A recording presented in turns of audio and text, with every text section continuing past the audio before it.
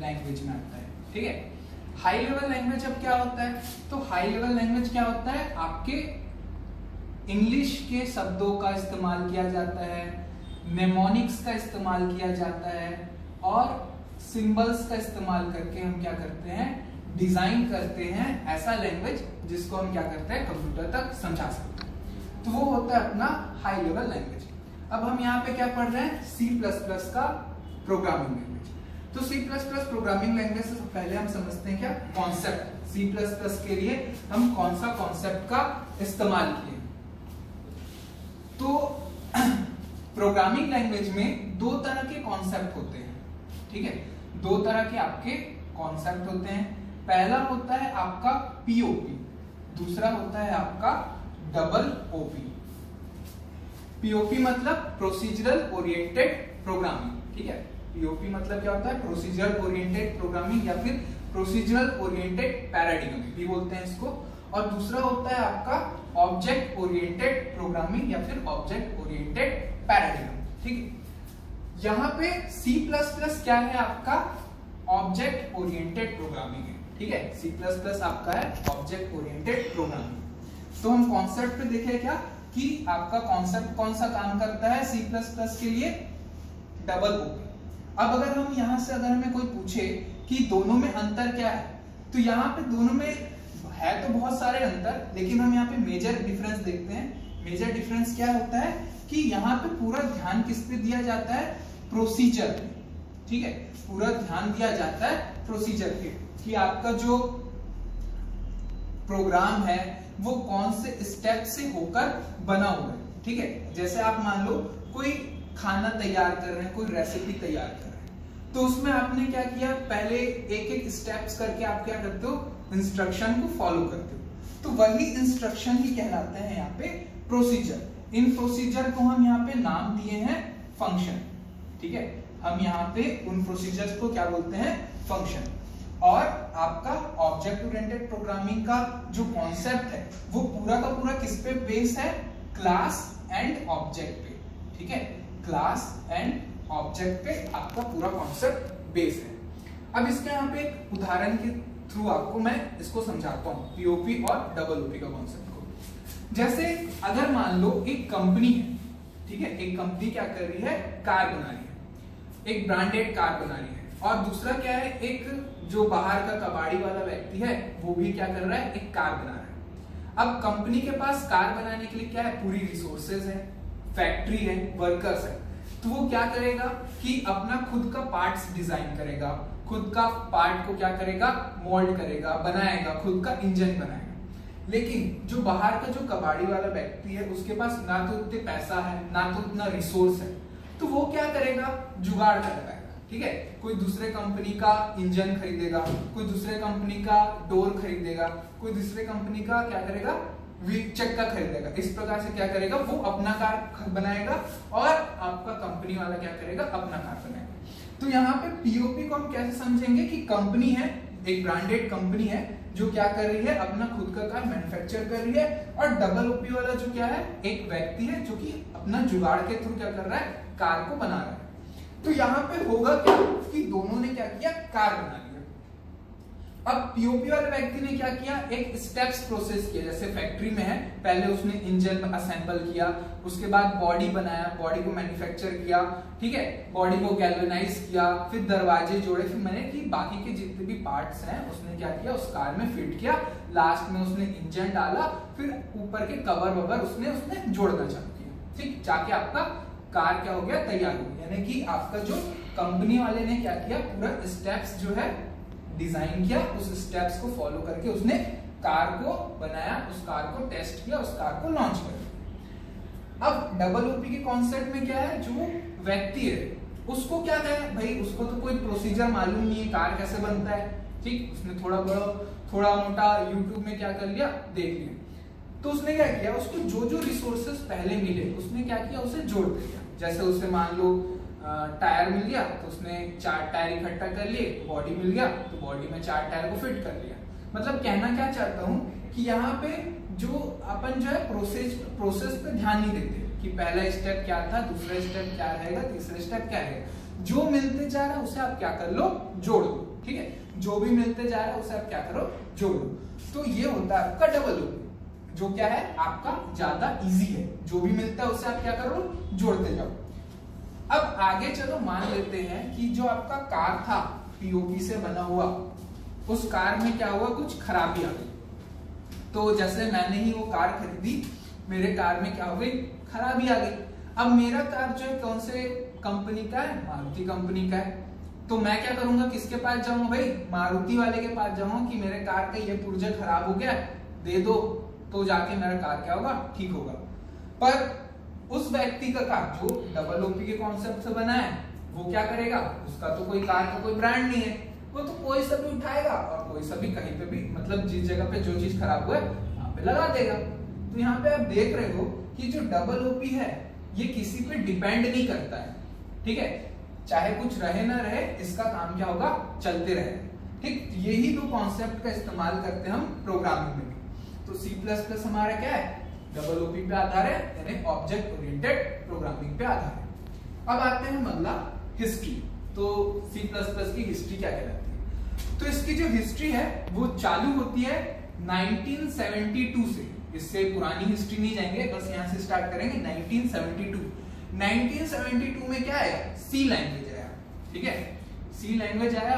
अब इस लैंग्वेज को किसने लेके आया, तो इस लैंग्वेज को लेके आया था भाई डेनिस रिची भाई साहब ने, ठीक है, इन्होंने लेके आया था। आपका स्पेलिंग पे ध्यान मत जाना, शायद हो सकता है मिस्टेक। तो यहाँ पे सी लैंग्वेज को किसने लेके आया था, डेनिस रिची ने। कब लेके आया, 1972, ठीक। अच्छा, ये कौन से जनरेशन का लैंग्वेज है, थर्ड जनरेशन का लैंग्वेज है, इस बात को याद रखना है, आपके एग्जाम में आता है। थर्ड जनरेशन का लैंग्वेज है सी लैंग्वेज, ठीक। अब यहाँ पे ये कौन से कॉन्सेप्ट पे आधारित लैंग्वेज है, तो ये है आपका प्रोसीजरल ओरिएंटेड प्रोग्रामिंग पे आधारित लैंग्वेज है, ठीक। तो आते आते अब हमारा जो आ गया ईयर 1979, यहाँ पे लोगों ने इस पे काम किया, प्रोग्राम बनाए, सॉफ्टवेयर बनाया, तो उनको कुछ कमी सी नजर आई, किसमें, सी लैंग्वेज में, ठीक। तो यहाँ पे अब हमारे भाई साहब आते हैं जार्निक स्टॉर्स्ट्रफ, ठीक है, ये आते हैं अपनी टीम को लेके। कौन से लेबोरेटरी में काम करते थे, ये भी ध्यान रखना, तो ये काम करते थे बेल लेबोरेटरी। ईयर कौन सा है, 1979। तो इन्होंने क्या सोचा कि मैं सी लैंग्वेज को थोड़ा सा क्या कर लूं, मॉडिफाई कर लूं, ठीक है, थोड़ा सा सुधार कर लूं। तो इन्होंने क्या किया, सी लैंग्वेज पे ही काम करना चालू किया, साथ में इन्होंने क्या किया, डबल ओपी के कॉन्सेप्ट को जोड़ दिया। सी लैंग्वेज में ही डबल ओपी के कॉन्सेप्ट को क्या कर दिया, जोड़ दिया। और क्या कर लिया, इनका एक पसंदीदा लैंग्वेज था सिमुला, ठीक है, सिमुला 67। इन्होंने इन तीनों को जोड़ दिया और एक नया लैंग्वेज बन के आया, क्या था, सी विद क्लासेस। शुरुआत का नाम था इसका सी विद क्लासेस, ये उसका शुरुआत का नाम था, ठीक है, सी विद क्लासेस।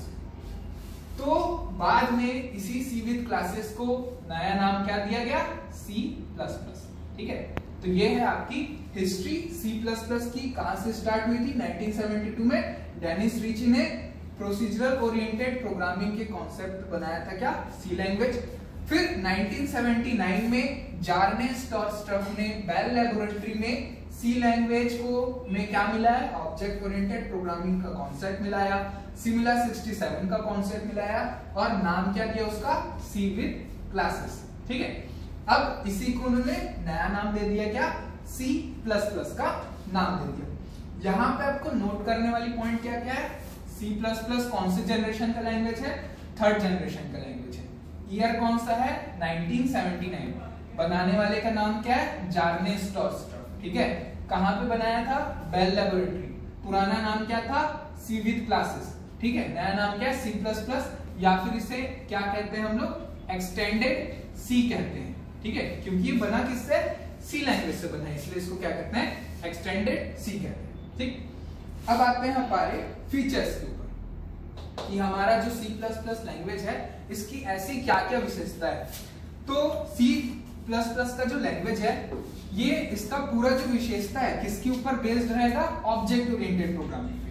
मतलब जो भी आपका ऑब्जेक्ट ओरिएंटेड का फीचर है वो किसका फीचर रहेगा? आपका C++ का फीचर रहेगा। तो सबसे पहला फीचर क्या है आपका ऑब्जेक्ट ओरिएंटेड प्रोग्रामिंग का?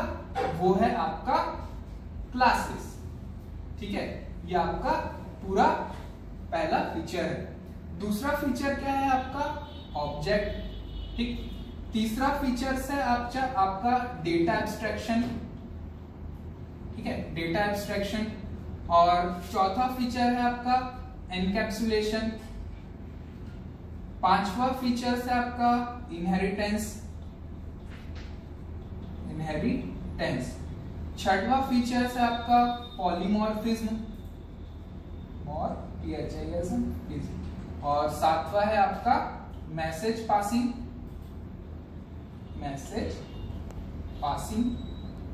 ठीक, तो यहां पे आप आर्ट भी ले सकते हो, क्या? Dynamic binding. तो आपका ये पूरा 8 फीचर्स हो गए।